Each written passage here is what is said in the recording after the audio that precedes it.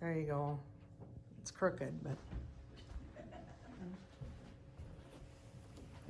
Well, we've been working our way through the book of Genesis, and we're up to Genesis chapter 46 today.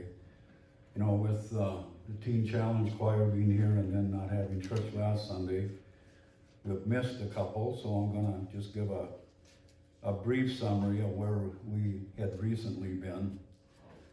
And of course, we're studying the life of Joseph. Well, after Joseph's brothers had sold him into slavery in Egypt, Joseph became the slave of Potiphar, who was Pharaoh's captain of the guard. Potiphar's wife falsely accuses Joseph of assaulting her, and then he ends up in prison for 13 years. And because God gave him the ability to accurately interpret the dreams of two fellow prisoners, you remember the baker and the butler, Joseph would eventually then be called on to interpret a dream that the Pharaoh had. And after interpreting that dream that predicted 7 years of plenty and then 7 years of famine, Joseph was put in charge of, first of all, storing grain in preparation for the famine, and then to manage the selling of grain during the famine. Now, when the famine caused a shortage of food in Canaan, Jacob sent 10 of Joseph's brothers to Egypt to buy grain. While Joseph recognizes his brothers, they don't recognize him, but then Joseph begins to test them. You know, he accuses them of being spies, and he imprisons Simeon. He keeps them there in Egypt and tells the other brothers that if they are to return for more food, they must also bring along their youngest brother Benjamin with them. And then he secretly has the money that the brothers had paid for the grain put back in their grain sacks.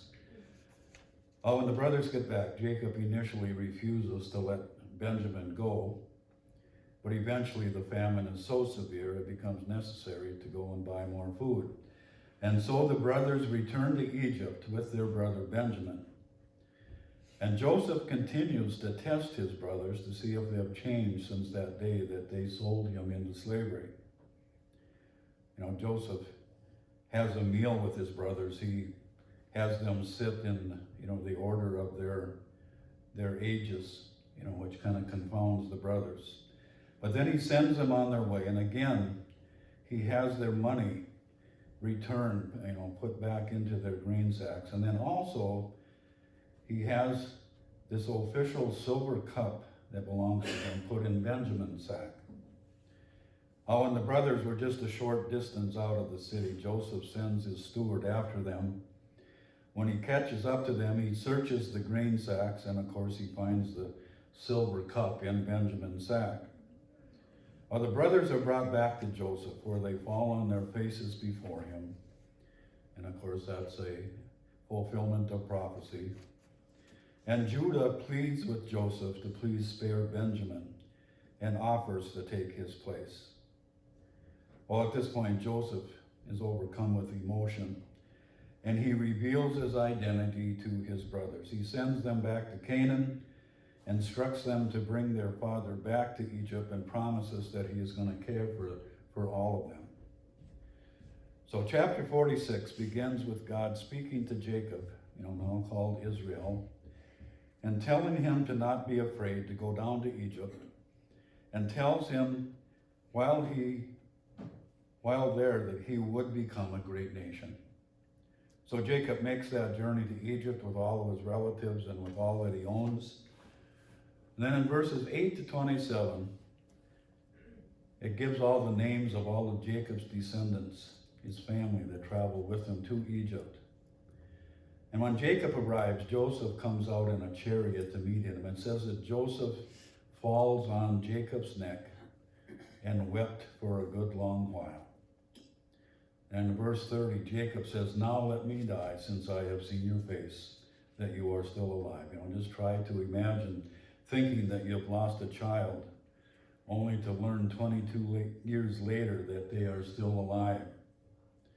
While Joseph goes to tell Pharaoh that his father's there, brings his brothers, he tells his brothers to say to Pharaoh when he asks them about their occupation to tell him that they are keepers of cattle. You know, his brothers, of course, had also been shepherds, but Joseph knew that Egyptians detested shepherds. Well, Pharaoh settles Jacob's family in Goshen, which is some of the best land in Egypt. And then Pharaoh hires some of the Hebrew men to tend to his cattle. Well, for the next 400 plus years, God will see too that the Hebrew people will still maintain their separate identity while living there in a foreign land. Joseph brings Jacob to meet Pharaoh, and Jacob pronounces a blessing on Pharaoh, and it says that Joseph then provides food for all of Jacob's household. And as the famine continues, the people of Egypt spend all their money buying food from Pharaoh's storehouses. When their money is gone under Joseph's supervision, they trade their cattle and horses and donkeys to Pharaoh in exchange for food. And when their animals are gone, the Egyptians sell their land to Pharaoh for food and also become Pharaoh's slaves. On chapter 47, verse 23, it says, "Then Joseph said to the people, 'Behold, today I have purchased you and your land for Pharaoh. Now here is seed for you, and you may sow the land. At the harvest you shall give a fifth to Pharaoh, and our fifth shall be our own for the seed of the field and for your food, and for those of your households, and as food for your little ones.'" Well, because of Joseph, Pharaoh has prospered like no other Pharaoh before him. And with Pharaoh now owning all of the land and all of the animals, the people now are actually in bondage to Pharaoh. But at this point, the Egyptian people are just glad to be alive and thankful to Joseph to have seeds to plant. Well, Israel dwells in the land of Goshen, and it says they were fruitful and multiplied. You know, there's some accounts that believe at the time of the Exodus that there will be up to 4 million Israelites at that point. Well, the time comes that Jacob knows that he is not long for this world, and he calls Joseph and makes him promise to not bury him in Egypt. And then most of chapter 48 is about Jacob pronouncing a blessing on Joseph's two sons, Manasseh and Ephraim. Jacob, who is now called Israel, places his right hand on Ephraim and his left hand on Manasseh and pronounces the blessing. Well, Manasseh is the oldest, and according to their tradition, should have had the blessing of Jacob's right hand. And Joseph tries to correct Jacob. But Jacob refuses and tells Joseph that the younger would be greater than the oldest, and the descendants would be a multitude of nations. So just as Jacob had been the younger, and through deception had been the recipient of Isaac's blessing, now Ephraim, the younger, by God's instruction, receives the greater blessing from Jacob. And in Jacob's blessing of Manasseh and Ephraim, Joseph, in effect, ends up receiving a double blessing. He is actually being granted the oldest son blessing in place of Reuben. You know, there won't be a tribe named after Joseph, but there will be a tribe of Manasseh and a tribe of Ephraim, his two sons. And none of the other brothers' sons receive a blessing from Jacob, so they are unique in that regard. In the 12 tribes of Israel, Manasseh and Ephraim end up replacing the two eldest sons, Reuben and Simeon. And if you remember, both of them had failed in ways that God brings judgment on them. Then in chapter 49, Jacob gathers all of his sons. Starting with Reuben, the oldest, he prophesies over each of them. And the most significant is the prophecy concerning Judah. And I actually put that verse in your bulletins. You know, it will be through the tribe of Judah that Jesus is born. You know, it says here that the scepter shall not depart from Judah. You know, and the scepter refers to ruling and to Jesus the King, who will rule forever and ever. You know, in Revelation chapter 5, it refers to Jesus as the Lion of the tribe of Judah. Well, Jacob gives instruction on where he is to be buried, and then it says he breathes his last.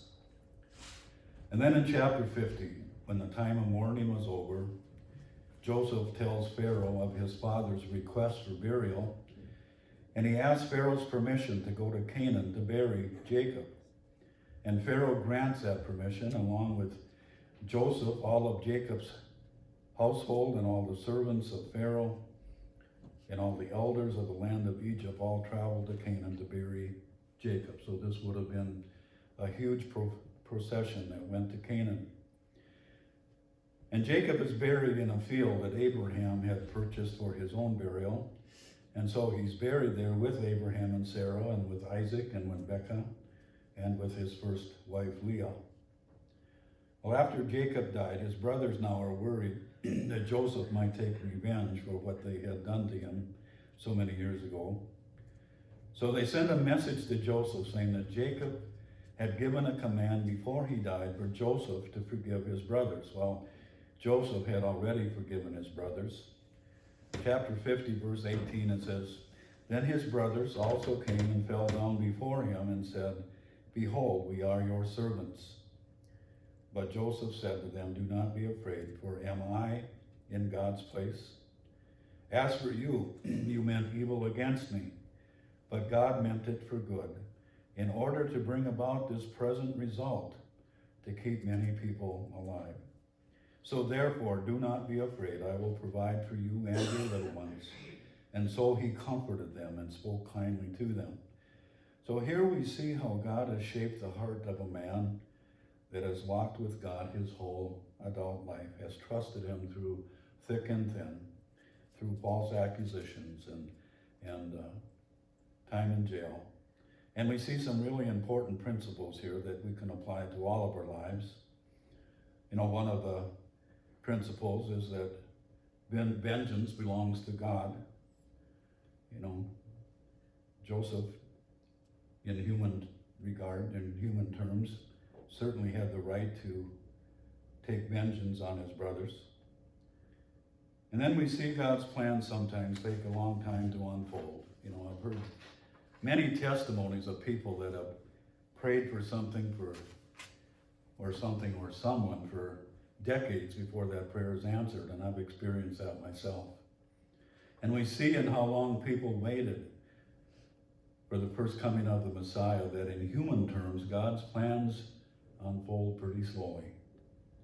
And we experience that today as we wait for Jesus to return. You know, like Joseph, we can know that we can trust God no matter how long we wait or no matter what the circumstances are in our life. And we can know that God sometimes allows what seems like bad things to happen in our life that later result in a greater good. And so we wait on the Lord. And they that wait on the Lord shall renew their strength. Well, the book of Genesis ends with the death of Joseph. But first, Joseph prophesies what we have come to know as the Exodus. Joseph tells his family that God will visit you and bring you up out of this land to the land which he promised to Abraham, Isaac, and Jacob. And we see that promise fulfilled in the book of Exodus. So that brings us to the end of Genesis. It took us 15 months and 40 sermons. 10 of those sermons were just on creation, chapters 1 and 2. I continue to see Genesis as being so foundational to our faith. Starting with creation account, we begin to see just who this God is that we serve. In Paul's words in Romans 1, through what he has made, we see his invisible nature and we see his eternal power and deity. In throwing Adam and Eve out of the garden, and then in the worldwide flood, and in the destruction of Sodom and Gomorrah, we see the holiness and we see the righteous judgment of a God that has to deal with sin. His very nature demands it.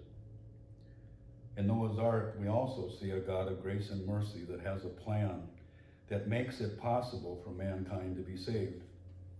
In the story of Abraham and Isaac and Jacob, and then finally Joseph, we also see the grace of God, a God that works with and through imperfect humanity. He creates a chosen people in order to reveal himself through and to work out his plan of salvation. and the sending of his only begotten Son. And so again, we wait on the Lord as he unveils the rest of his plan. Amen.